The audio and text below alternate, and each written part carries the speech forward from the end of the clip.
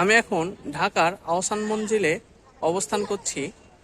এই জায়গাতে আমি আজকে প্রথম আসছি। আসলে এই জায়গাটা প্রদর্শন করার উদ্দেশ্য ছিল না, একটা ছোটোখাটো কাজে ঢাকাতে এসেছিলাম।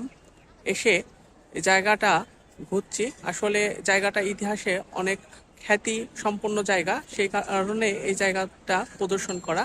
তো আজকে আপনাদের এই জায়গার সম্পূর্ণ চিত্র তুলে ধরব।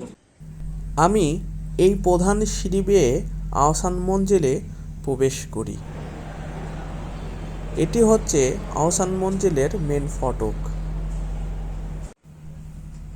আহসান মঞ্জিলে প্রবেশ করতেই চোখে পড়ে প্রাচীন রাজাদের ব্যবহারযোগ্য নিত্য প্রয়োজনীয় কিছু জিনিসপত্র।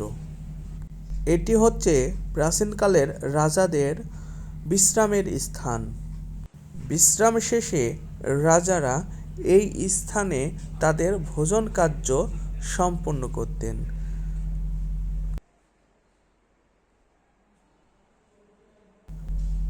আমরা আর একটু ভিতরে প্রবেশ করলেই দেখতে পাব সেই যুগে আহসান মঞ্জিলে বসবাসকারী রাজাদের ধারাবাহিকতা।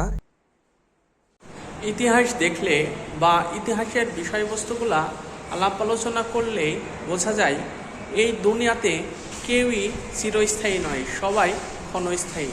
আসলে বড় বড় রাজা, বড় বড় যোদ্ধারা এই পৃথিবীতে এসেছিলেন এবং একটা স্বল্প সময় পর তাদের মৃত্যু হয়েছে। তো এই পৃথিবীটা আসলে মানুষের জন্য একটা পরীক্ষা ক্ষেত্র এবং অল্প কিছু সময়ের জন্য আল্লাহ তাআলা এই পৃথিবীতে আমাদের পাঠিয়েছেন।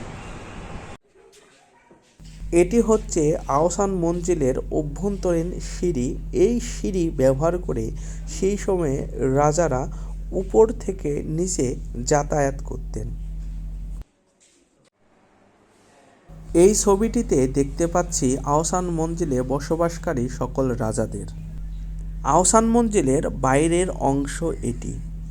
একটি ভিডিওতে আহসান মঞ্জিলের সকল দৃশ্য বা সৌন্দর্য তুলে ধরা সম্ভব নয়, তাই অল্প কিছু দৃশ্য আজকে তুলে ধরার চেষ্টা করলাম।